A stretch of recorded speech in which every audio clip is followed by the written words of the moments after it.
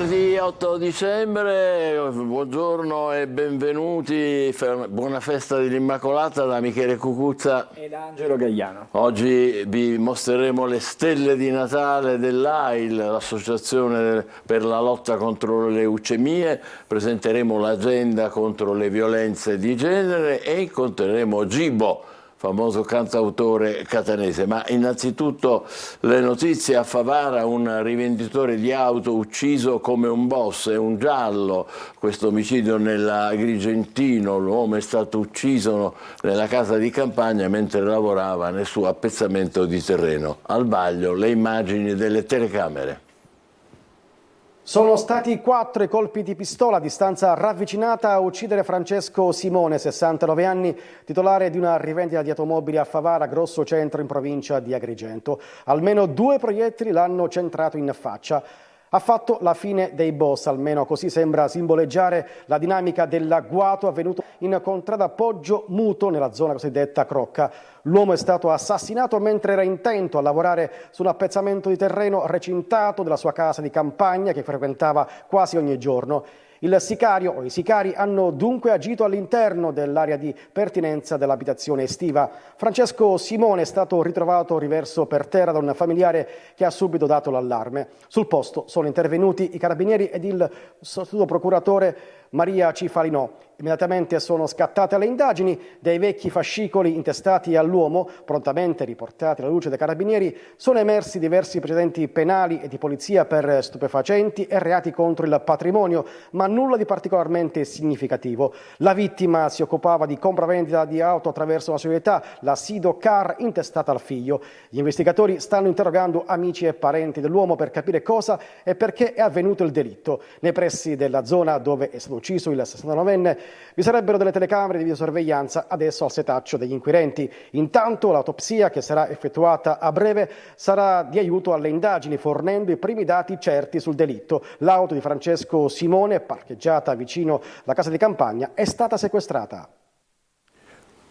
Purtroppo non si arresta la spirale di violenza contro le donne. 2 episodi simili sono avvenuti in provincia di Palermo e a Catania. Nel mirino le compagne in gravidanza, vessate e picchiate da aggressori senza scrupoli. Le vittime fortunatamente hanno potuto chiamare il 112, gli uomini sono stati bloccati dalle forze di polizia.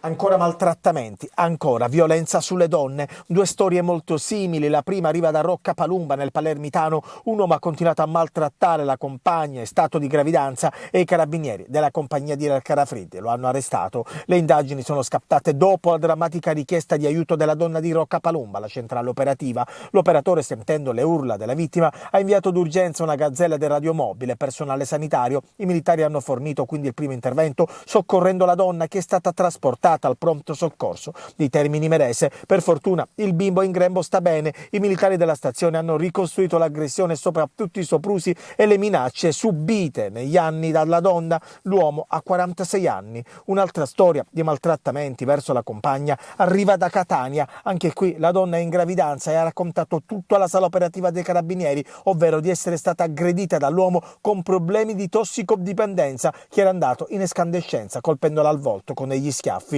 Il 44enne, che si trovava ancora sul posto alla vista dei poliziotti, ha tentato di darsi alla fuga, ma è stato tempestivamente fermato e quindi arrestato.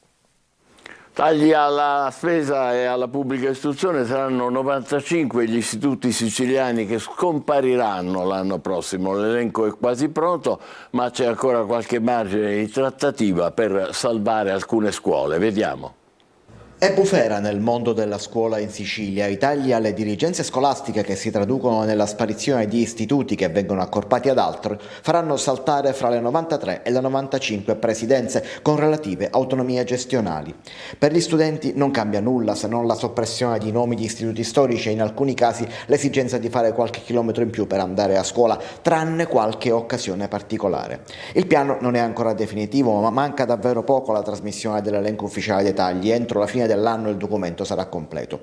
L'ultima lista è emersa dall'animata riunione di martedì scorso, nella quale Palermo ha recuperato 3 istituti, Siracusa ne ha perso uno in più rispetto alle previsioni. Il quadro adesso vede le province di Palermo e Catania al vertice dei tagli, perderanno 19 istituti ciascuna, segue Messina che ne perderà 11 e Siracusa che vedrà tagliare 10 poltrone di preside nella provincia. Non si sta meglio invece in altre province come Agrigento e Trapani, più piccole, che vedono sparire 9 istituti ciascuna, 7 a Caltanissetta, 6 a Ragusa, 5 a Enna. A Catania scoppia il caso dell'accorpamento dell'aeronautico Ferrarin al Nautico Duca degli Abruzzi per far nascere il polo dei trasporti. Qui gli studenti avranno delle difficoltà. A Palermo gli istituti di Mondello e Partanna diventano una scuola sola, lo stesso per le scuole medie dei quartieri popolari. A Siracusa sollevamento popolare, ma anche del sindaco che annuncia che si metterà di traverso rispetto a questo piano. A Caltanissetta l'idea strana di accorpare le 2 scuole di San Cataldo ad altri 2 istituti del capoluogo Caltanissetta e non fra loro. Su tutto il numero complessivo che dice come la Sicilia sia pronta alle indicazioni centrali. Roma chiedeva 93 tagli, i sindacati avevano individuato soltanto 33 possibili accorpamenti. Palermo ne propone addirittura di più, 95. La battaglia sembra essere ancora alle schermaglie iniziali. È il momento della rassegna stampa con Angelo Gagliano. E allora eccoci pronti come sempre, cominciamo con la Sicilia, la prima pagina del quotidiano di Catania. Vedete, commerciante d'auto ucciso come un boss, questo scrive stamattina la Sicilia, ma ieri è stata una giornata comunque difficile e complicata sul fronte anche degli incidenti, perché a Catania un uomo è stato travolto da un'auto articolato in un parcheggio, si indaga adesso sulla morte di questo 49enne, mentre nella mattinata di ieri ha riposto un operaio schiacciato da un autocompattatore in un centro raccolta dei rifiuti. Questo diciamo per restare alla cronaca. Poi le altre notizie, il sud-est siciliano e la nuova frontiera, la Siracusa-Gela aperta fino a Modica, Schifani, ora Ragusa-Catania e cargo a Comiso, quindi le infrastrutture, i trasporti nella Sicilia cominciano a prendere forma. L'altra notizia che riguarda sempre in qualche modo comunque le comunicazioni diciamo i collegamenti, caro voli in Sicilia, l'antitrust assolve le compagnie aeree, non c'è un cartello, questo è il responso, mentre invece la fotonotizia che leggiamo stamattina sulla Sicilia è dedicata a quanto accaduto a Stromboli, il danno e la beffa. Sulla RAI la fiction Protezione Civile, le cui riprese causarono il rogo a Stromboli, ai residenti ancora però nessun risarcimento. Questa è la situazione che viene evidenziato. Poi ci sono un altro paio di notizie. Sulla prima approfondiremo fra non molto alcuni di questi fatti che stiamo leggendo. Incarico al fratello, il tribunale ha dichiarato decaduto il sindaco di Giardini Naxos, mentre invece ad Agrigento rischia di soffocare per una caramella un bimbo di 5 anni, è stato salvato dal tempestivo intervento della maestra che evidentemente si è accorta in tempo di quanto stava accadendo e quindi è intervenuta. Adesso andiamo a vedere alcune delle notizie di cui abbiamo già riferito sulla prima. Perché? Cominciamo con l'uomo assassinato come un boss, il 69enne a Favara, ma il caso è un rompicapo, 3 colpi al torace, 1 alla testa per un rivenditore d'auto. Questo è diciamo i primi rilievi hanno evidenziato, però bisognerà capire adesso quali sono i motivi, il movente, intercettare anche i responsabili. Ma come abbiamo già detto, quella di ieri è stata una giornata difficile, perché a riposto l'operaio schiacciato da un camion in un centro di raccolta rifiuti, 56 anni, dipendente della ditta in Pregico, ha riportato un grave trauma toracico, adesso si trova ricoverato in ospedale. Ma sempre a Catania stavolta un uomo è morto travolto da un mezzo in manovra. Tutto questo è avvenuto nel parcheggio di un'attività commerciale in via Martiri delle Foibe. La vittima, un 49enne, è deceduto al policlinico e i vigili urbani adesso stanno indagando per ricostruire la dinamica ancora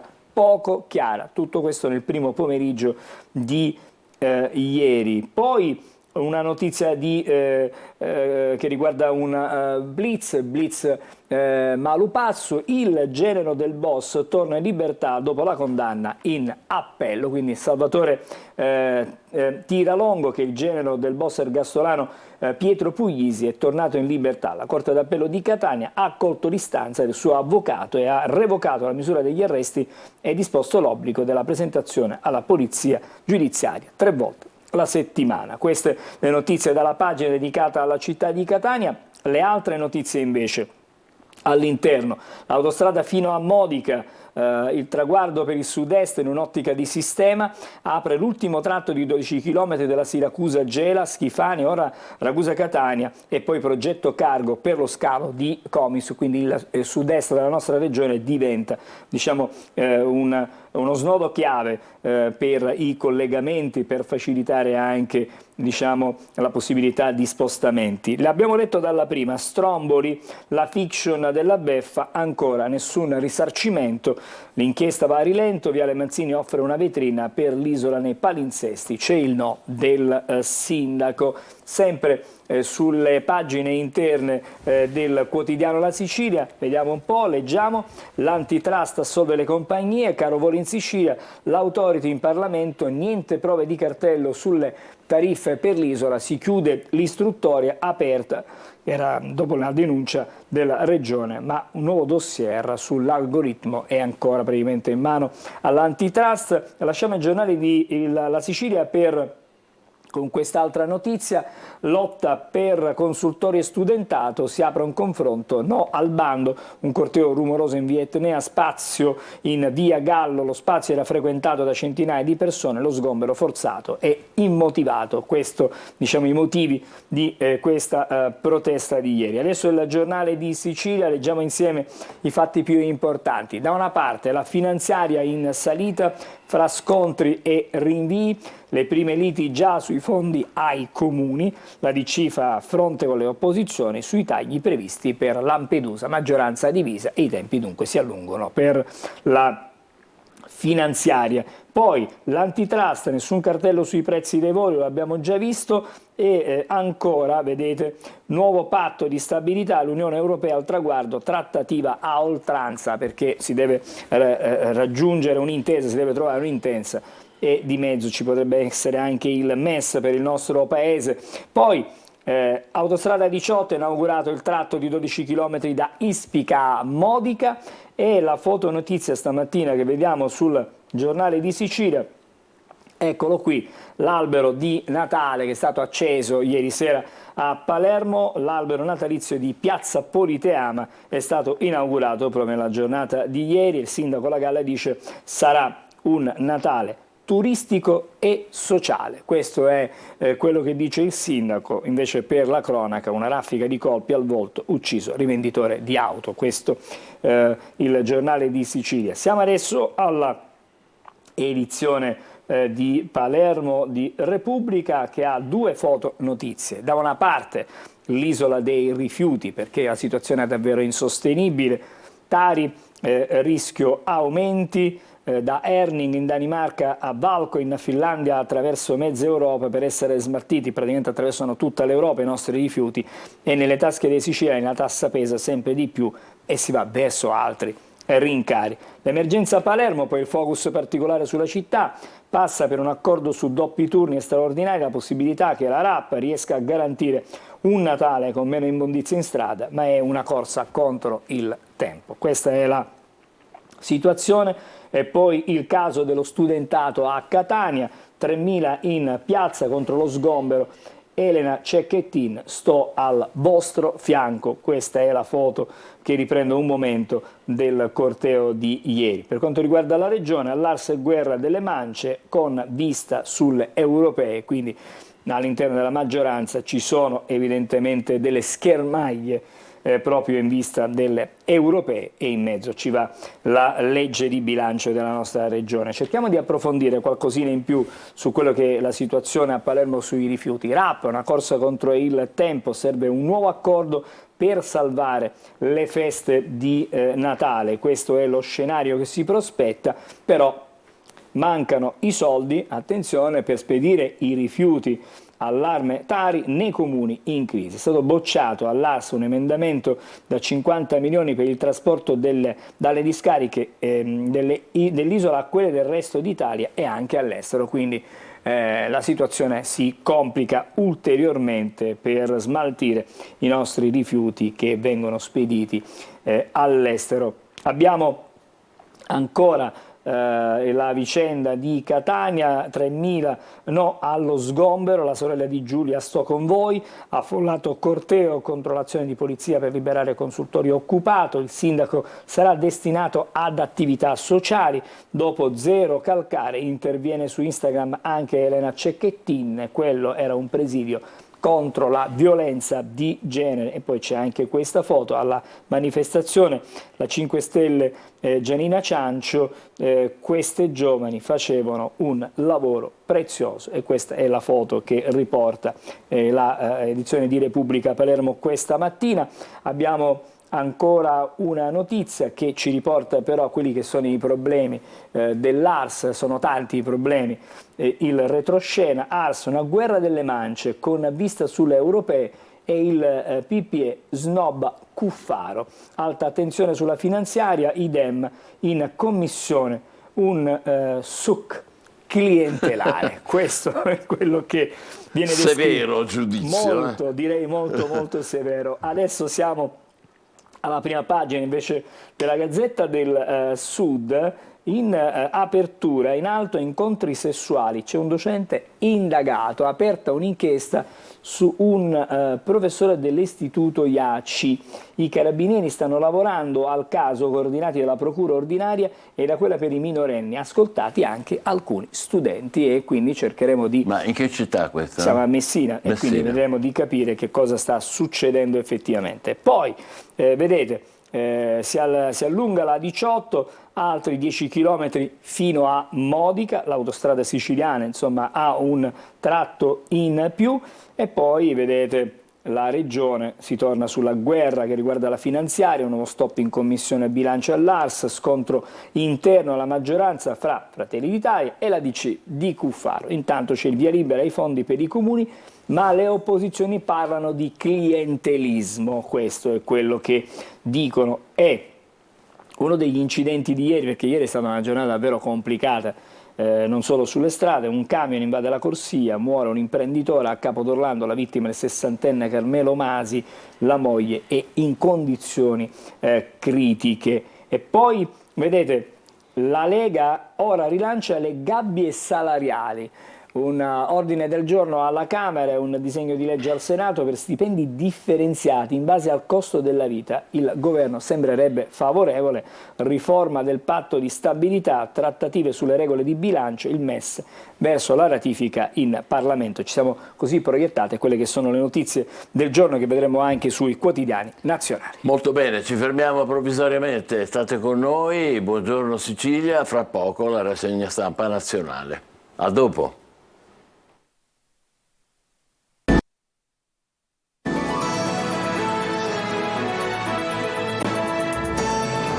Buongiorno Sicilia, ancora buona festa dell'Immacolata, passiamo alla rassegna stampa nazionale con il nostro Angelo Gagliano. Eccoci, cominciamo stamattina con la prima pagina di Repubbliche, si parla di Europa, delle riforme e il titolo questa mattina è il candidato Draghi. Da Parigi c'è il piano di Macron per il dopo elezioni europee, scegliere l'ex premier per la guida della Commissione, c'è in pressing su Berlino e Roma, un patto di stabilità, maratona negoziale a Bruxelles, Gentiloni, un accordo dice è possibile. Intanto sugli extra profitti il governo sconta 450 milioni ai colossi energetici, questo è quello che scrive stamattina Repubblica, la prima del Don Carlo dal Loggione della Scala, viva l'Italia antifascista, acclamata Liliana Segre. E poi ci sono un paio di notizie che riguardano anche il Covid, ad esempio, vaccini e la responsabilità delle istituzioni con un approfondimento di Maura Cancitano. Andiamo invece ai fatti della guerra in Medio Oriente. Israele cattura a Gaza decine di sospetti terroristi e la guerra si intensifica nella striscia. Questa è la prima pagina di Repubblica. Adesso il Corriere della Sera. In qualche modo diciamo che i fatti più importanti sono uguali, perché il patto di stabilità, trattativa difficile su debito e spesa, vertice tra i ministri, la linea di Giorgetti, mentre Meloni, centrodestra unito anche all'Europa. Si parla anche di giustizia, il ministro Crosetto ai PM: farò delle rivelazioni, questo è quello che dice. E poi ancora Laura, la ex vigile uccisa, ergastolo al trio criminale, massimo della pena per le 2 figlie e il loro amante. Questa la decisione a Brescia. E poi, come detto, l'altra notizia importante, la fotonotizia, il Don Carlo, le ospiti in rosso contro i femminicidi, gli applausi, il palco reale, la Scala è per Segre. Questo è la sintesi del Corriere della Sera. Andiamo adesso a vedere la prima pagina della Stampa, con Tajani che parla. L'Italia dice deve dire sì al MES, un'intervista al ministro degli esteri: se Salvini vuole venire con noi in Europa lasci Le Pen, quindi c'è anche una condizione da parte di Forza Italia.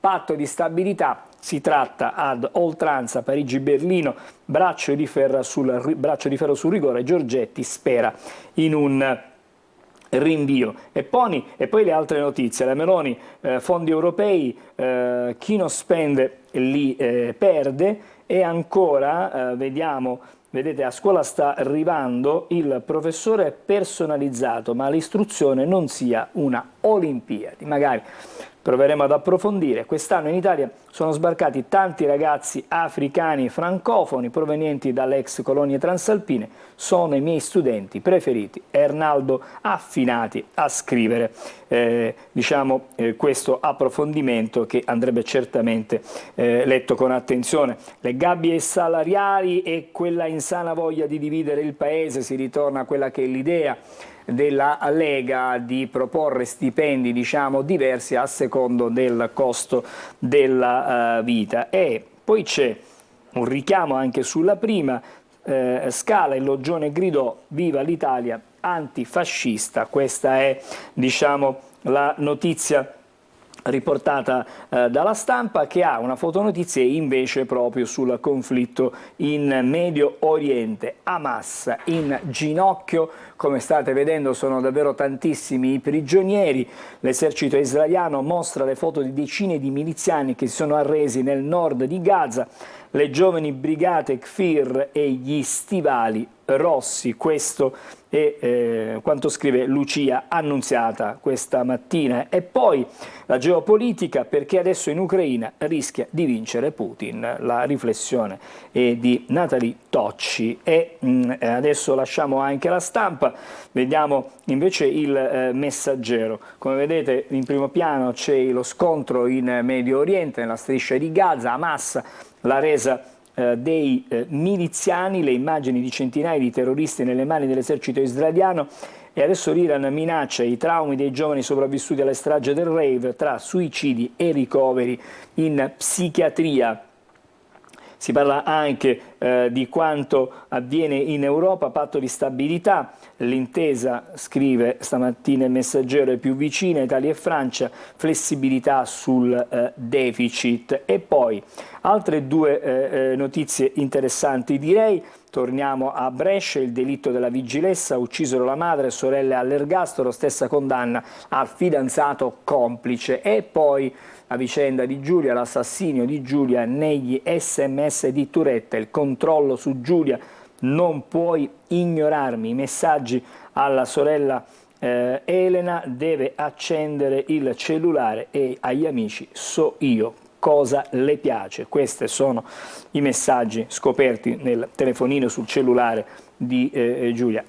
Adesso il Fatto Quotidiano, Gasparri vigila sulla RAI che dà 4 appalti a società della sua rete, conflitto di interesse. Il capogruppo di Forza Italia siede in vigilanza e non ha detto nulla. Questo scrive stamattina il Fatto Quotidiano.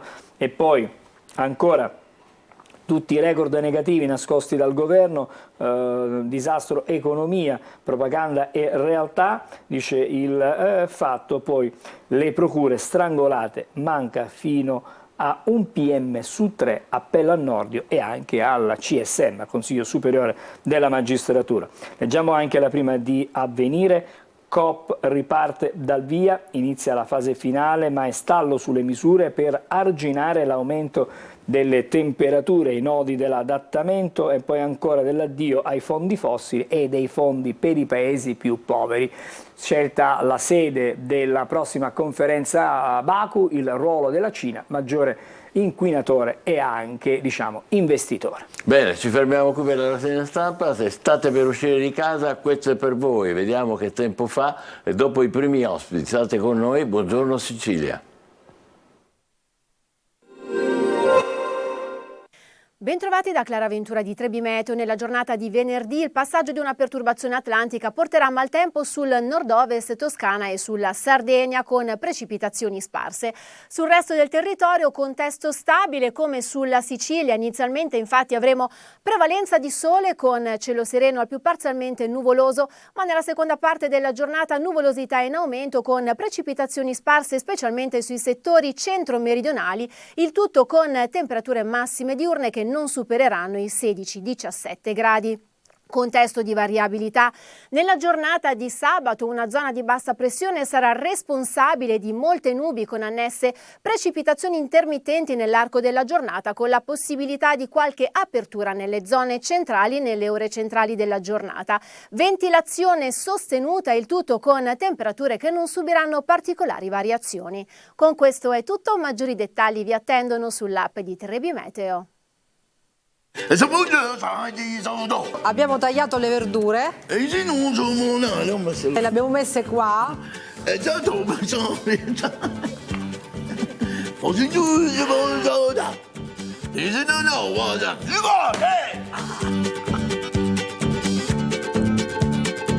Festeggiare un goccettino, ma che bontà, ma che bontà, ma che cosa qua? Ma che tutti i giorni su Antenna Sicilia. Questa roba qua. Eccoci qua, avete visto le stelle di Natale, sono quelle naturalmente dell'AIL, l'associazione contro le leucemie, i linfomi e i melanomi. Ringraziamo Riccardo Bottino, il presidente dell'AIL di Catania, per essere con noi. Sono giorni in cui voi vi date da fare in modo particolare, perché le stelle di Natale servono proprio a questo, a finanziare, a contribuire, diciamo, a tutte le vostre iniziative contro queste malattie. Innanzitutto a scuola in questi giorni, vero? Sì, grazie intanto per averci invitato a partecipare questa mattina qui al vostro telegiornale.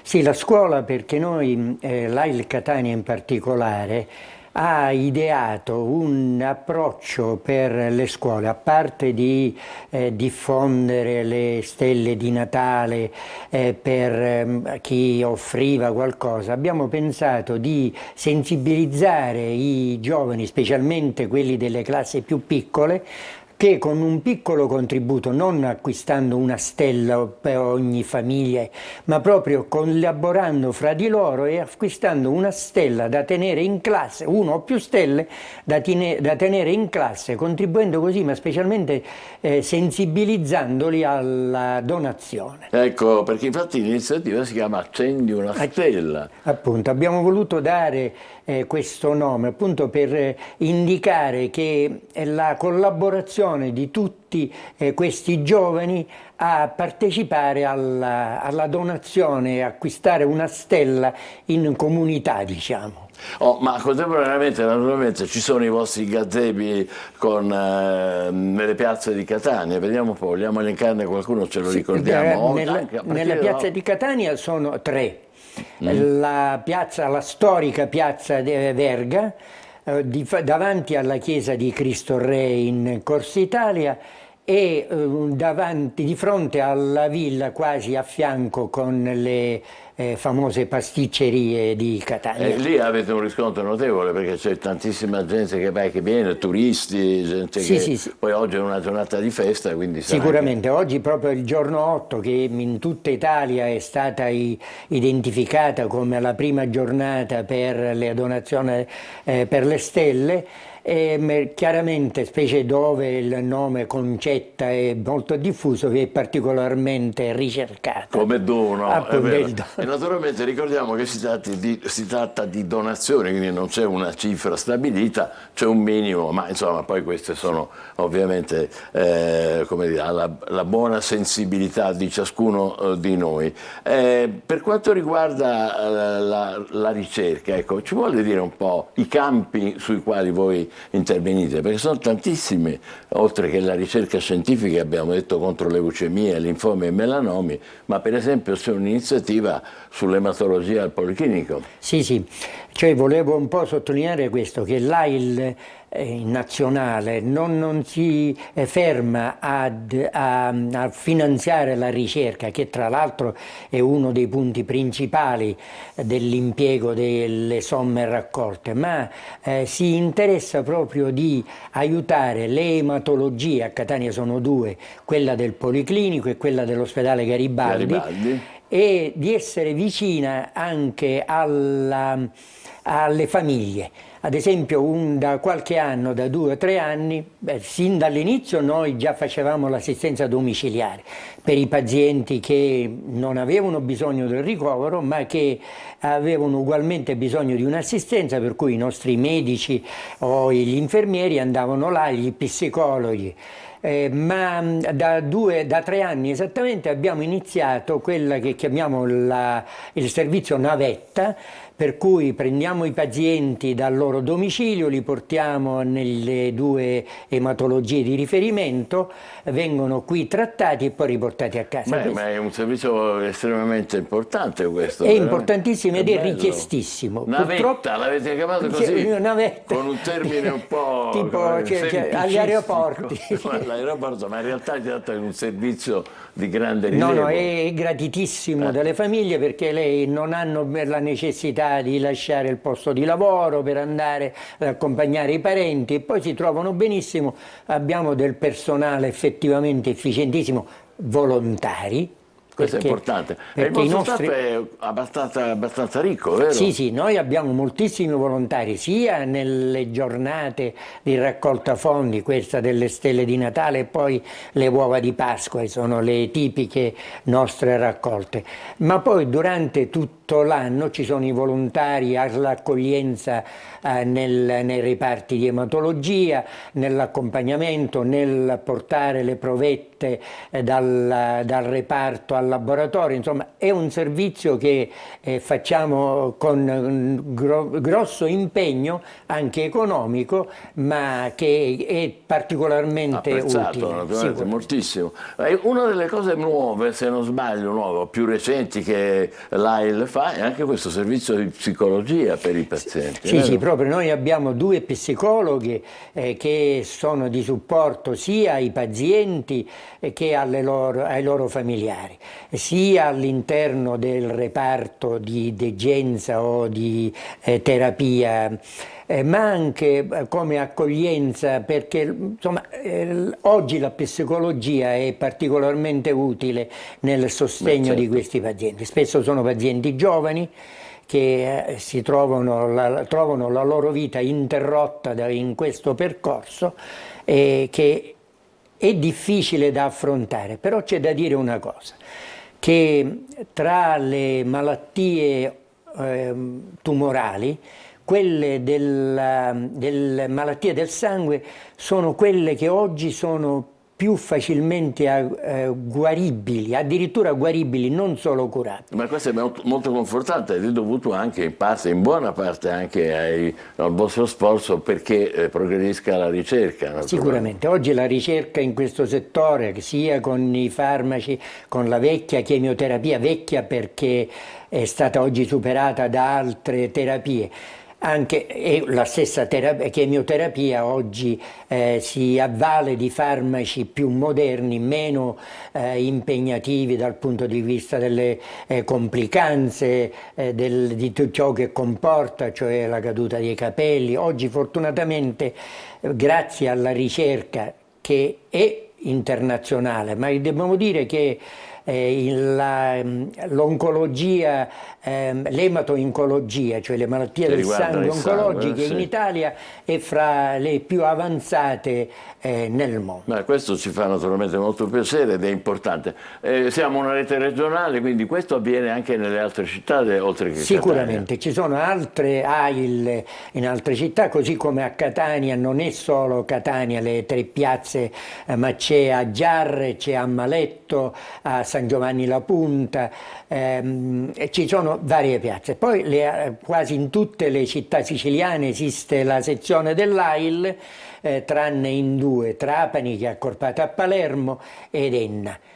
Bene, l'ultima domanda, Presidente, sono parecchi in crescita i volontari dell'AIL, Sì, vero? sì, sicuramente, sono sempre più graditi chiaramente perché sia nelle 3 giornate ma anche come dicevo nell'accoglienza c'è bisogno sempre di volontari giovani ma anche volontari che meno giovani, perché ne abbiamo anche di meno giovani che sono vicini ai pazienti e con il loro affetto li supporta. Bellissimo il vostro slogan, la buona stella sei tu.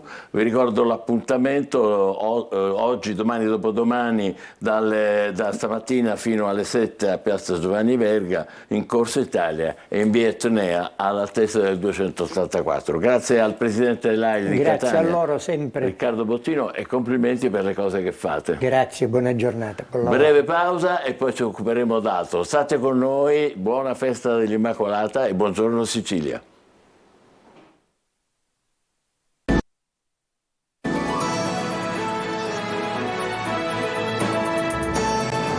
Buongiorno Sicilia, vi voglio presentare questa piccola ma grande agenda, si chiama Agenda contro le violenze, il titolo è Oroscopo al caffè, fra poco ce lo faremo spiegare dall'autrice Greta Rodan, che è una scrittrice che è in collegamento con noi da Isernia. Buongiorno Greta e benvenuta. Salve, buongiorno. Benvenuto a Claudio Melchiorre, che è presidente dell'associazione MEC, Movimento Elettori e Consumatori. L'argomento è violenze di genere e violenze sui minori, argomento di estrema attualità purtroppo.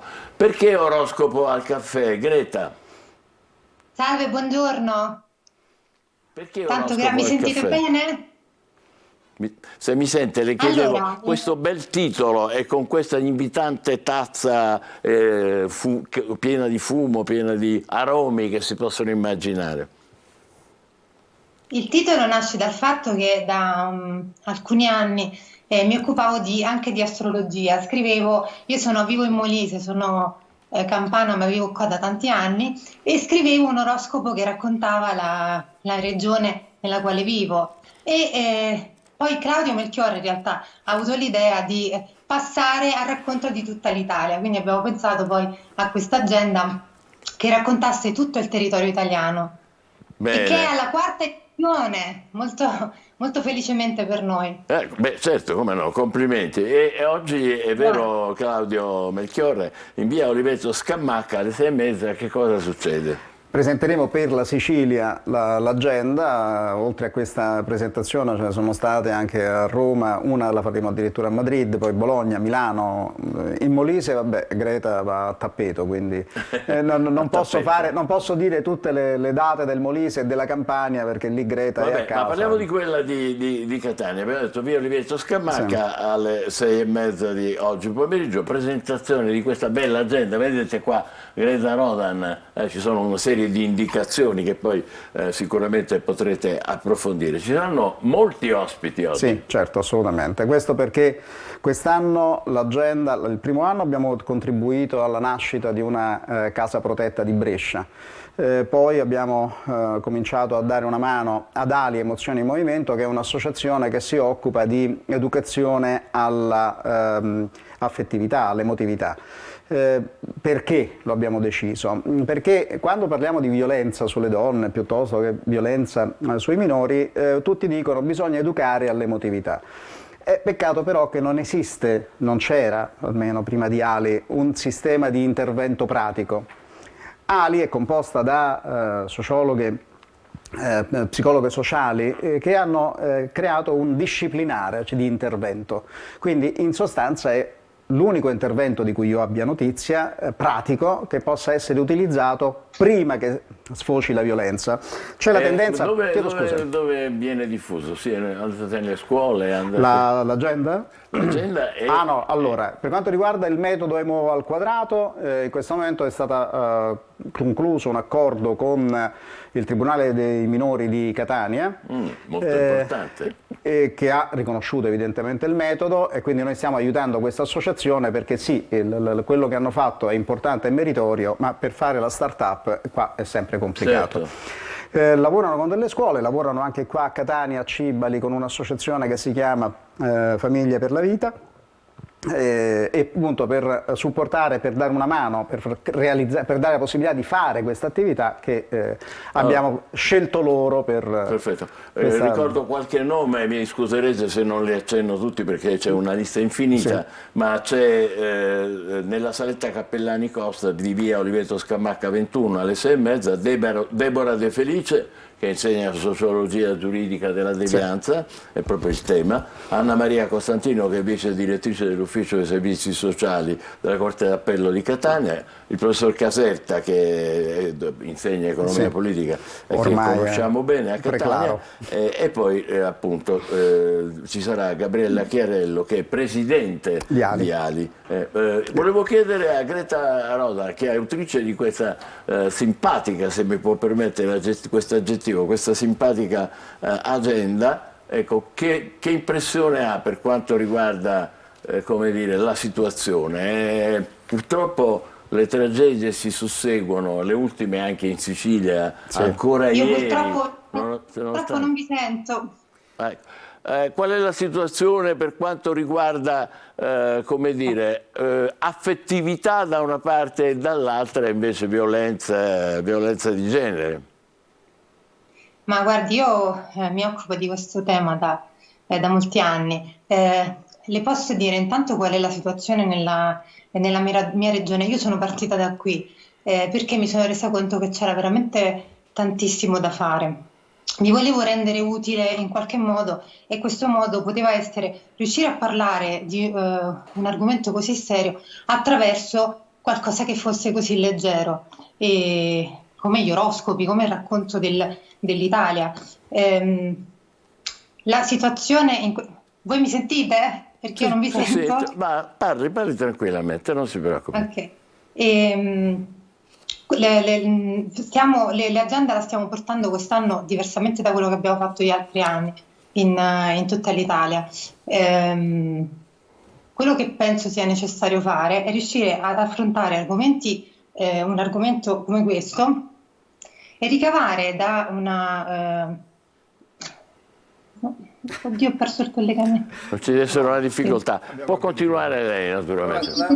Non riesco a vedervi, non riesco a sentirvi. Non si preoccupi, adesso sistemeranno i nostri tecnici. Stia pure un attimo lì, intanto noi continuiamo con Melchiorre. L'agenda sì, la presenteremo in tutta Italia. Per quanto riguarda la questione della violenza... Perché il vostro contributo è fondamentale, proprio questo, l'educazione all'affettività, esatto. Poi ci sarebbe quella sessuale, quella... Sì, il problema è tutto qua, nel senso che noi tendiamo ad affrontare il tema della violenza dopo e poi cominciamo a parlare sempre di vittime. In realtà la vittima è una persona assolutamente forte. Giulia Cecchettin era forte, è stata uccisa perché era forte. Quindi la tendenza a pensare che la vittima sia debole dopo che è successo è piuttosto facile. In realtà le cose non stanno così, vengono uccise le persone perché forti. E se noi riusciamo ad educare all'affettività e all'emotività le persone prima delle tragedie, probabilmente riusciamo a evitare che qualcuno diventi un mostro e dall'altra a una vittima a restare forte per tutta la vita. Perché il Movimento Elettori e Consumatori si occupa di questa vicenda? Perché in teoria non dovrebbe essere la nostra mission particolare. Perché evidentemente il codice rosso non riesce a funzionare davvero bene. Cosa manca? Ma è molto semplice. Allora, faccio un esempio particolare che è uno di quelli che ci spinse a creare, a tirare fuori questa idea dell'agenda. Codice rosso, diciamo così, la vittima viene protetta con il codice rosso, il violento non si può più avvicinare alla vittima, però poi, siccome c'è una figlia, una bambina di mezzo, allora l'orco, diciamo così, chiamiamolo così, deve incontrare la bambina perché ha diritto genitoriale e quindi incontra la bambina che è vittima di violenza è la stessa e anche la mamma e poi cominciano tutta una serie di cose per le quali la mamma vittima, la figlia vittima, sono obbligate dalle istituzioni a frequentare È un paradosso, cioè non dovrebbe capitare, esatto. Ma invece per il fatto capita. stesso che si occupi di una minore, esatto. i due si incontrano di nuovo, con tutte le conseguenze. Sono obbligati. Giusto. Perché se per caso succede qualcosa, cioè non viene fatta incontrare la figlia, addirittura c'è la possibilità della denuncia contro la vittima. Niente di meno. Ma c'è un rimedio? Il rimedio c'è se riportiamo le cose in una loro logica. Il Movimento Elettori e Consumatori rientra non tanto nella difesa della donna in quanto tale, ma nella capacità della donna di reagire. Poi c'è un altro problema di reti.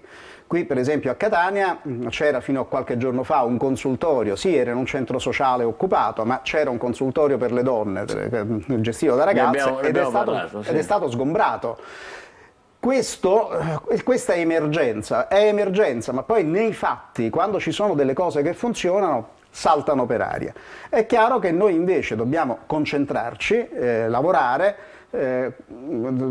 Capisco che potrà sembrare anche un jingle pubblicitario, anche comprare l'agenda, perché è vero che sorridiamo con l'agenda, ma ed è fatto apposta perché è la vita quella che noi vogliamo celebrare, non la morte delle vittime. La morte delle vittime serve per ricordarci che dobbiamo vivere e vivere bene, e per questo un'agenda leggera per parlare di una cosa estremamente seria. Torniamo all'agenda che naturalmente è proprio cade perfettamente in tema, lo studio delle emozioni, dell'intelligenza emotiva, dell'educazione all'affettività apportate all'elaborazione. Ora non so se Greta Rodan è in grado di collegarsi con noi, altrimenti sì. Oh, bene, ci illustra brevemente i contenuti di questa simpatica agenda che ha anche oroscopi, racconti, piccole poesie, è vero? Sì, c'è anche la Sicilia, c'è Catania, è stata scelta Catania proprio perché si racconta una leggenda di Catania, che racconta di Garibaldi e le arance, c'è Siracusa, c'è tutta l'Italia e c'è anche un posto fuori dall'Italia che è Madrid, nel quale andremo a fare una presentazione a gennaio, quindi usciamo dall'Italia anche. Bene. Senta, alla fine ci sono le... Una curiosità, gli oroscopi li fa lei? Sì. È anche un oroscopista. E ci faccio un oroscopo per questa situazione, questo 8 dicembre. Allora, le dicevo, io uso i chicchi di caffè, perciò oroscopo al caffè, e quindi per esempio, invece delle stelle come fanno alcuni miei colleghi, io uso i chicchi di caffè. Quando ero qui in Molise, scrivevo l'oroscopo molisano, usavo i caciocavalli, quindi che ne so, 4 caciocavalli voleva dire che la giornata andava estremamente bene, la settimana o il mese. Direi interessantissimo. Torniamo all'incontro di oggi pomeriggio, che serve anche per proporre soluzioni concrete, diciamo, per prevenire, come diceva lei, anche quelle sui minori, naturalmente. L'educazione all'emotività è la stessa un po' per tutti, di fatto è un processo che porta, in inglese dicono empowerment, cioè al potenziamento, all'autopotenziamento e così via. Ali lo fa, ormai dico noi perché è tanto che collaboriamo, lo fa attraverso attività pratiche, manuali.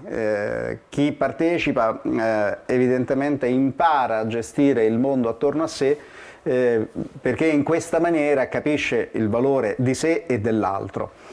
La violenza nasce nel momento in cui non rispettiamo noi stessi e quindi poi anche l'altro per noi diventa se stesso, cioè l'altro viene attaccato perché è l'odio per se stessi in qualche modo che prende il sopravvento. Un fenomeno psicologico sì, paradossale, complicato, ma infatti i segni negativi, tra i segni negativi, non sono gli unici, non bisogna essere, diciamo così, univoci in queste cose, però tra i segni negativi ci sono gli episodi in cui gli scatti di ira improvvisi anche rivolti verso se stessi, che sono pericolosissimi, perché diceva lo fa contro se stesso, non fa niente. Dovrebbero essere campanelli d'allarme e poi spesso, enormi, sì.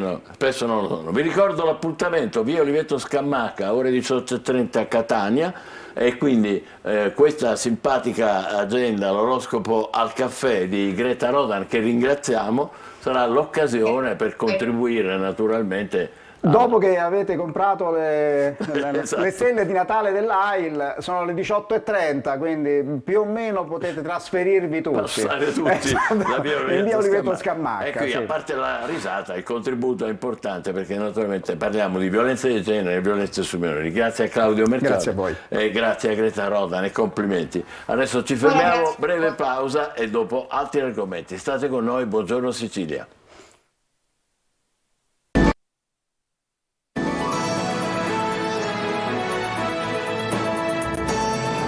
Buongiorno Sicilia, abbiamo ospite Giuseppe Bonaventura, che voi conoscete tutti come Gibo, un cantautore. Buongiorno a lei, benvenuto. Gibo oggi presenta su tutte le piattaforme digitali il suo nuovo album che si intitola Gibo 10 e lode. Complimenti. 10 e lode perché? Mi sono dato il massimo del punteggio. Si è dato il massimo del punteggio, ma in realtà perché raccoglie 10 brani di quelli che rappresentano appunto il meglio, diciamo, della mia produzione artistica. Allora, fra i maggiori successi c'è sicuramente Era il tempo delle mele. Era il tempo delle mele. Proviamo un attimo a ascoltare un brano. Lei ci perdonerà, si dovrebbe sentire tutto, però vediamo un po' se riusciamo a sentire. Che lei ha composto nel 2021. Ascoltiamo.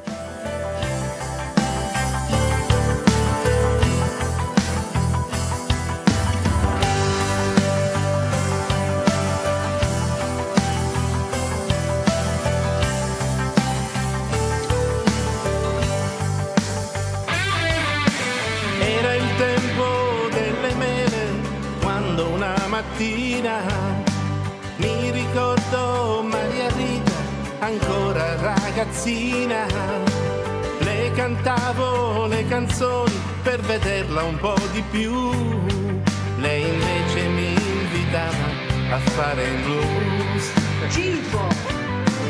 Era il tempo delle mele, fragole e lamponi, quando a Franco già da allora giravano i marroni.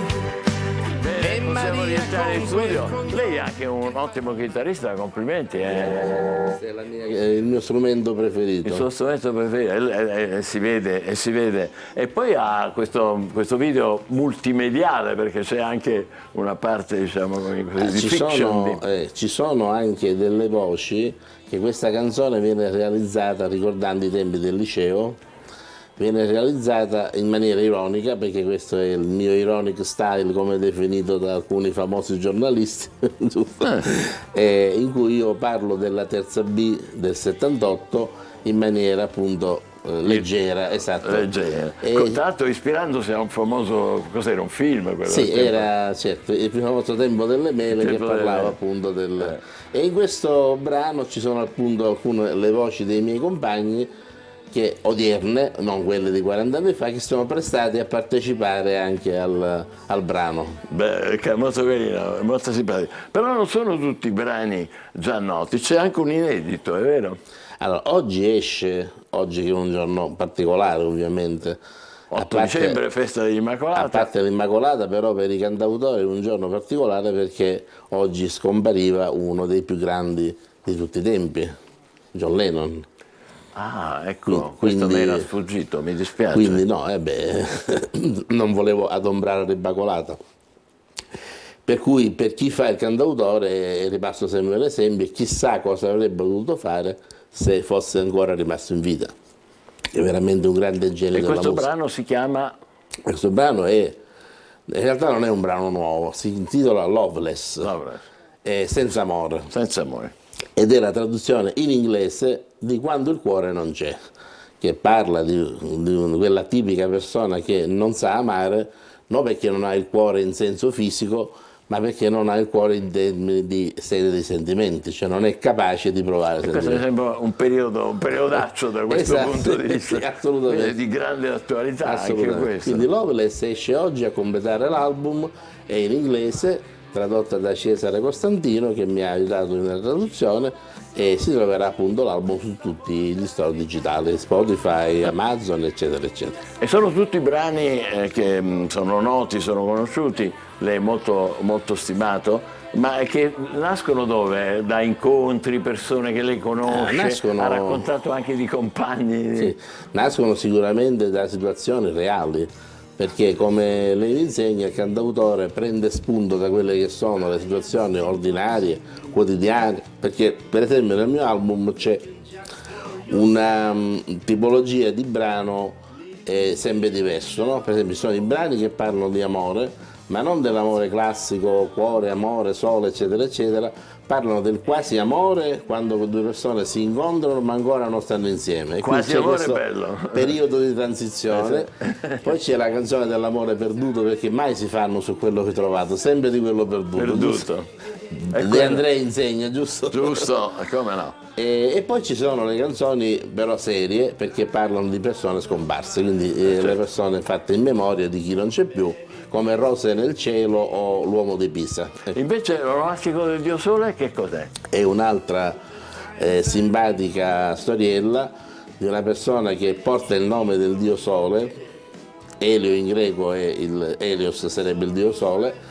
Quando gli vengono fatti gli auguri dell'onomastico si innervosisce e si risente che dice lui non lo festeggia mai, e da lì nasce tutta la storiella simpatica. Vediamo un attimo un momento dell'onomastico del Dio Sole di Gibo.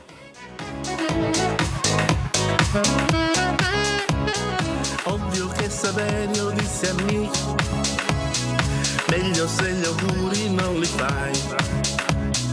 Torna nel sarcofago, risposami che a lui, e da lì non devi uscire mai. Con il dito fermo sulla giacca, gli auguri il Dio del Sole si contò, e con la risata soddisfatta, chi è stato il deficiente io lo so. Rientriamo in studio, complimenti, è un brano orecchiabile. Ho portato la discoteca della Sicilia. No, bellissimo, veramente, di prima mattina funziona alla grande, devo dire. Che storia stava raccontando Nicol? Quello che ho detto prima, appunto, che si contava gli auguri, dice, ho capito da chi è iniziata la storiella che ha fatto. Ho visto la ragazza che compare, è una delle sue. Sì, una fa parte del balletto. Del balletto. Ah, benissimo. Bene, poi ci sono brani anche d'amore vero e proprio, o no? Sì, ma guardi, io quando il cuore non c'è. Non faccio, anche quando c'è una critica che dice che il cuore non c'è, comunque è una canzone d'amore nel caso, voglio dire. perché è un rimprovero per dire non c'hai il cuore ma dovresti averlo, in sostanza. Non c'è dubbio. Dunque lei ha avuto anche esperienze televisive, naturalmente ne vogliamo ricordare, ma così perché ci fa piacere farlo. Per esempio è stata a Italia Ti Canto su Rai 2 con Baby. Com'è andata lì? Molto bene, è stata la 6ª puntata.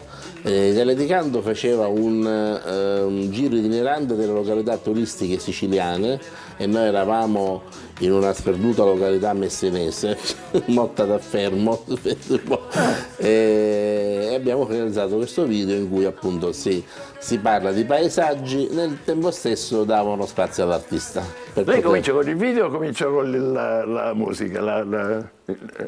In testa cosa ha per sì? No, il video viene dopo, perché prima c'è il testo, la storia in se stessa, sul testo in genere viene fatta la musica, questo si può fare anche viceversa, c'hai la musica e ci fai il testo sopra, e poi chiaramente in base alla storia c'è il grafico che ti realizza il video, cercando di entrare anche un po' in quello che è la logica dell'artista. Tra l'altro questi video molto belli, molto complessi, ricchi, impegnativi anche dal punto di vista produttivo. Sì, assolutamente. Complimenti. Qui girato, per esempio, qua dove siamo? Cioè, lei può vedere là. Qua siamo ai Caraibi, non è vero? Siamo a Messina, Torrefaro. Un posticino qualunque. Sì, esatto. I Caraibi siciliani. I Caraibi siciliani, perfettamente. In vista dello stretto. Ma quello è lo stretto, sì, appunto. Sì. E poi si vede anche qualche deltaplano. Siamo stati fortunati. Al momento c'era il deltaplano. L'avete beccato. Ma non siamo stati noi a scritturarli. Perfetto. Senta, invece com'è andata Goccia di Mare quando è diventata sigla della trasmissione Stasera tocca a te? Sì, su Sky era una trasmissione sperimentale che poi comunque non è andata avanti e mirava sempre a scoprire nuovi talenti. Noi abbiamo fatto la sigla finale con Goccia di Mare, che appunto parla dell'amore perduto, della persona che non è, diciamo, non è convinta e quindi ha molta confusione nella mente e quindi poi l'amore si perde. Può succedere, speriamo di no. Comunque complimenti a Gibo che oggi presenta questo suo nuovo album. Gibo 10 e lode, lo diamo anche noi. Grazie. Se ci permette. Grazie, state con noi, ancora il momento dell'almanacco.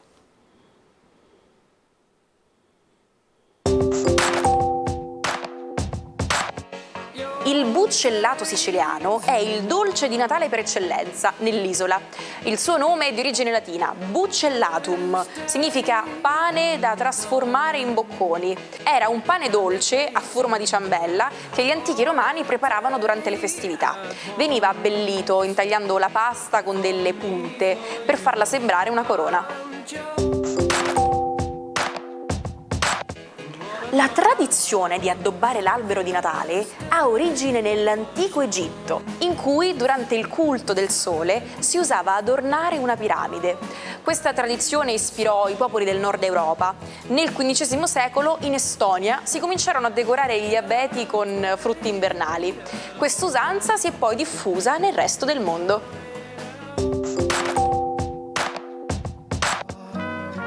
Le feste si avvicinano e mi sembra già di sentire questo modo di dire. Ogni anno, di fronte alla domanda «Quanti siete per Natale?», la risposta è la stessa: «Semo quando a Germania». Questa espressione, infatti, è usata per indicare gruppi di persone numerosi o beni che hanno un costo elevatissimo. Il riferimento è storico ed è legato alle immense somme di denaro e ai metalli preziosi che l'Italia dovette cedere alla Germania in cambio dell'alleanza durante la Prima Guerra Mondiale.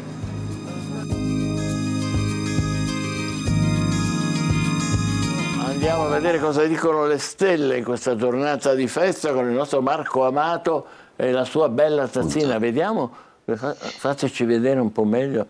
Ah, ma oggi che cosa va? Porcellana pura, cos'è questa?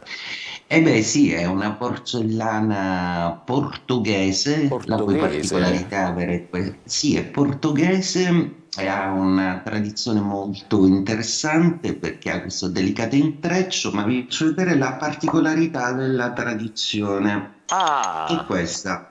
Sono tazzine col coperchio, proprio perché tendono un pochino a preservare di più l'aroma e il calore del caffè. Certo. Così se ti distrai, per esempio adesso se tu parli, come finisci poi puoi riprendere il caffè senza che sia diventato freddo. Col cumoglio, diciamo, per dirla, insomma. Assolutamente. Giusto? Allora, che ci racconti oggi? Ho scelto una tazzina portoghese proprio perché oggi l'Immacolata Concezione è anche la festa di indipendenza del Portogallo. Ricordo che questa festa... viva l'indipendenza sempre e comunque. E in ogni caso, festa dell'Immacolata Concezione esiste dal 1854, quando l'enciclica papale Deus Ineffabilis di Pio IX la proclamò come un dogma, e coincide anche con gli addobbi natalizi, appunto, di cui si parlava poco fa nell'almanacco, quindi di adornare gli alberi per richiamare il rito della fertilità, culto che è comune a tutta Europa e anche nelle zone orientali, e anche festa della fertilità. Ma oggi, come da tradizione, come ogni venerdì, vi annuncio un po' il weekend astrologico. E quindi vediamo un giorno speciale anche per le stelle, proprio perché l'amato Mercurio, dio della comunicazione, oggi dialoga finalmente con Giove. Giove e Mercurio hanno sempre avuto anche nell'era mitologica dei rapporti molto importanti, in quanto Mercurio era messaggero degli dei, quindi Giove la mandava a dire Mercurio, ma di contro Mercurio era anche l'agente segreto, l'agente a Lavana, per citare un vecchio titolo di un film bellissimo di Giove, proprio perché Giove veniva a sapere di tanti intrighi di altri dei o di come andare nel mondo degli uomini proprio dal referente Mercurio. Mercurio è sempre il connettore, il comunicatore per eccellenza dello zodiaco. La sua giovinezza, il suo argento vivo lo rendevano mobile, polietrico, e nell'astrologia montana è un pianeta nevralgico e fondamentale, non solo perché ci parla delle relazioni umane nel quotidiano, ma anche della comunicazione, a cui bisogna sempre stare attenti. Dedico sempre molta attenzione ai movimenti di Mercurio, proprio perché la sua posizione ci dà tantissime informazioni su come l'andamento comunicativo e sociologico può andare. Oggi un bellissimo trigono Mercurio-Giove rappresentano insieme la sintesi, proprio perché Mercurio è veloce e Giove vuole sintetizzare tutto. Del resto il compito del padre degli dei era quello di creare il cosmos, ovvero l'ordine costituito. Quando veniva minacciato dal caos o dalla hubris degli uomini che si permettevano di fare ciò che egli non concedeva, s'agitava tutti con le sue saette punitive. Ed ecco questo cosa significa per i segni zodiacali. Ottimo chiaramente per i segni mercuriali, Gemelli e Vergine, ma anche per i giuliani, quindi Pesci e Sagittario. Questa ventata di comunicativa sintetica nello zodiaco porta bene anche ad Acquario, Scorpione e Capricorno, che sono in genere i più diffidenti dello zodiaco, quindi questi tre segni zodiacali di questo weekend dovranno essere più disponibili e daranno più ascolto a tutta una serie di opzioni presenti e possibili in una proiezione futura, soprattutto Acquario e Scorpione, che devono decidere bene cosa fare delle loro carriere. È un dicembre assolutamente molto florido, proprio perché è la parte più movimentata di un anno abbastanza statico, ma per tutto quello che riguarda i segni d'aria, Gemelli, Bilancia, Acquario, sarà molto mobile e comunicativo sia in amore che nelle relazioni. Più particolare ancora per i segni di fuoco, che si sentono invece ancora un po' tagliati fuori da un groove e da un movimento importante a cui anelano. L'Ariete più che altro in amore, il Leone invece nell'affermazione di se stesso e tutti. Sagittario invece bene perché Mercurio, che in Capricorno, ce l'ha in seconda casa, quindi aiuta a sintetizzare il tutto. Gli Acqua vanno pure molto bene, proprio perché Pesci e Scorpione tendono a essere più furbi nelle faccende mercuriali. Ricordo che Mercurio era anche dio dei ladri, dei mercanti e del commercio, ma anche inventa la musica con la lira che poi dona ad Apollo. Poi per quello che riguarda in ultimo i segni che hanno più a che fare con Mercurio, Gemelli e Vergine appunto, si augura un weekend assolutamente pieno di grandissime novità, soprattutto in amore per la Vergine. E detto questo, buona Immacolata e buongiorno Sicilia. Grazie, viva altrettanto, buon caffè al nostro Marco Amato. Abbiamo ancora qualche notizia? Sì, guarda Michele, parliamo di nuovo di intelligenza artificiale, un po' di tempo non ne parliamo, però... Sì, un pallino nostro, un diciamo. pallino, però incominciano ad arrivare i primi paletti. Etica e sicurezza sono i paletti dell'Unione Europea per l'intelligenza artificiale. C'è una stretta sull'accordo per una legge dell'Unione, il nodo delle norme sui riconoscimenti biometrici. Le facce. Esattamente, e poi i punti, la prima regolamentazione e i principali ostacoli. Questi, diciamo, attorno a questo ruota poi quello che sarà il regolamento dell'Unione Europea. Salto nel passato, quando l'intelligenza artificiale non c'era. 8 dicembre 1816, Ferdinando di Borbone unisce i regni di Napoli e della Sicilia, creando il regno delle due Sicilie, con Palermo capitale. L'8 dicembre 1841 Don Bosco iniziava la sua attività con i giovani a cui darà il nome di Oratorio. E sempre l'8 dicembre ma del 1943 nasceva Jim Morrison, morto nel 71 a soli 27 anni. Una vita breve ma intensa per l'icona del rock ed ex leader della band Doors, vissuta da maledetto sul palco e anche fuori. 10 anni dopo, l'8 dicembre del 1953, nasceva, eccola qua, meravigliosa Kim Basinger, in assoluto una delle donne più affascinanti della storia del cinema. La grande notorietà le arriva nell'86 con il film 9 settimane e mezzo. L'8 dicembre del 1970, data nefasta invece, è il fallimento del golpe borghese in Italia, per fortuna, un tentativo di colpo di Stato per instaurare un governo neofascista guidato dall'ufficiale Junio Valerio Borghese. 10 anni dopo, siamo all'8 dicembre del 1980, ricordiamo l'assassinio di John Lennon. Una voce dall'ombra, Mr. Lennon, e subito dopo 6 colpi di pistola, 5 a segno nella schiena proprio di John Lennon, che cade a terra sotto gli occhi della moglie Yoko Ono. 2 anni dopo, l'8 dicembre del 1982, esce nelle sale cinematografiche La scelta di Sophie, interpretato da Meryl Streep e da Kevin Kline. Il film avrà un grandissimo successo, si aggiudicherà numerosi premi, tra cui un Oscar e un Golden Globe. State già sentendo sottofondo la sigla finale di questa puntata di Buongiorno Sicilia, sono loro, sono gli Eagles.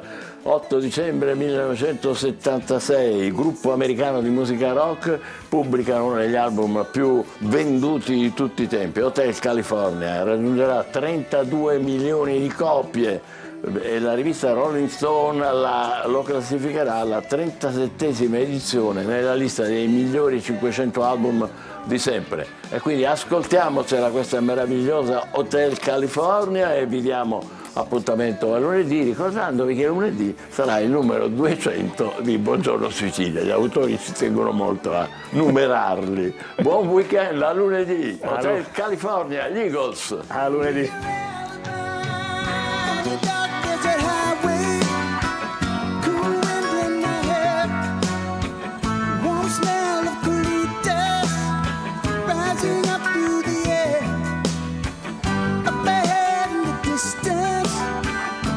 Shimmering light, but too heavy and my side grew dim. Had to stop for the night. There she stood in the doorway, at the mission bell. I was thinking to myself, this could be heaven or this could be hell. Then she lit up a candle, and she showed me the way. There were voices down the corridor, thought I heard them say, welcome to the Hotel California. Such a lovely place, such a lovely place, such a lovely place. There's plenty of room at the Hotel California. Anytime of year, you can find it here. Her mind is Tiffany twisted. She got the Mercedes Benz.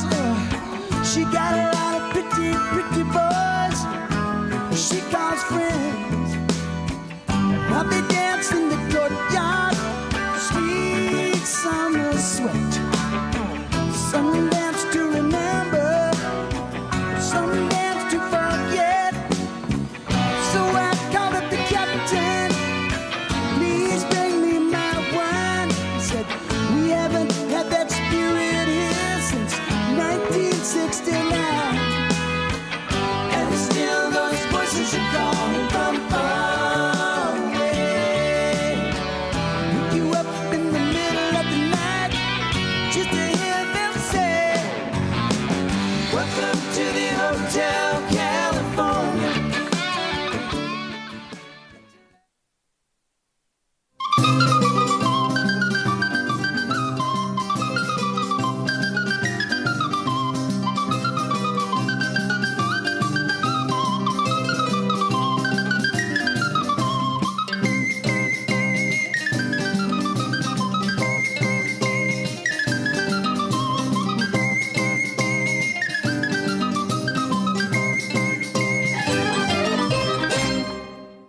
Buon weekend! Ecco alcuni eventi per un fine settimana ricco di musica, spettacoli e tanto divertimento. Fino a domenica gli amanti del cioccolato devono assolutamente recarsi a Modica, in provincia di Ragusa, per Ciocco Modica, 4 giorni dedicati al cioccolato. Oltre alle degustazioni ci saranno eventi come Cioccomo Book, Ciocco Comics, Cine Cioc e Ciocco Art. Imperdibili anche i momenti di Ciocco Musica con Eugenio Bennato e Taranta Power e Ciocco Cabaret con Sasà Salvaggio. Oggi a Mussomeli, in provincia di Caltanissetta, c'è la Sagra della Guastedda, un'occasione per assaporare una deliziosa pietanza locale tonda, schiacciata e zuccherata che farà felice grandi e piccini. Al Centro Culturale Zoo di Catania potete assistere oggi al concerto di uno dei cantautori più interessanti del panorama musicale italiano odierno, Giovanni Truppi. L'anno scorso, con il brano Tuo padre, mia madre, Lucia, in gara al Festival di Sanremo, si è fatto conoscere dalla grande platea nazionale, dimostrando una spiccata capacità di rinnovare la canzone d'autore nazionale. Sempre oggi a Catania, al Teatro Metropolitan, e domani a Palermo, al Teatro Golden, va in scena Lo strano incontro tra Giorgio Panariello e Marco Masini. Lo spettacolo di 2 amici che non hanno nulla in comune e che si incontrano e si scontrano in una sfida fra battute e canzoni. Un'occasione per immergersi nella grande prosa contemporanea è oggi e domani al Teatro Massimo Comunale di Siracusa, con il compleanno di Harold Pinter, diretto dal regista Peter Stein, e dalla straordinaria interpretazione di Maddalena Crippa. Da oggi a domenica, Santa Domenica di Vittoria, in provincia di Messina, la Sagra del Tartufo dei Nebrodi offre 3 giorni per deliziare il palato con piatti a base di tartufo preparati dagli chef locali. Da oggi a domenica a Castelbuono vi aspetta Dolcemente Castelbuono, un'esperienza coinvolgente dedicata ai dolci natalizi e alle tradizioni locali attende ai visitatori. In più, un'area giochi in Piazza Castello sarà pronta per divertire e regalare momenti spensierati in famiglia.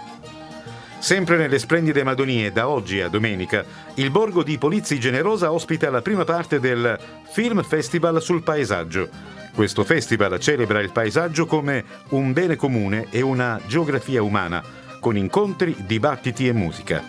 E per concludere in bellezza, al Teatro Massimo di Palermo domenica arriva Fiorella Mannoia e Danilo Rea con il suggestivo concerto Luce, un live che ha già registrato numerosi sold out in oltre 30 date da nord a sud. Il concerto verrà replicato lunedì al Teatro Metropolitan di Catania.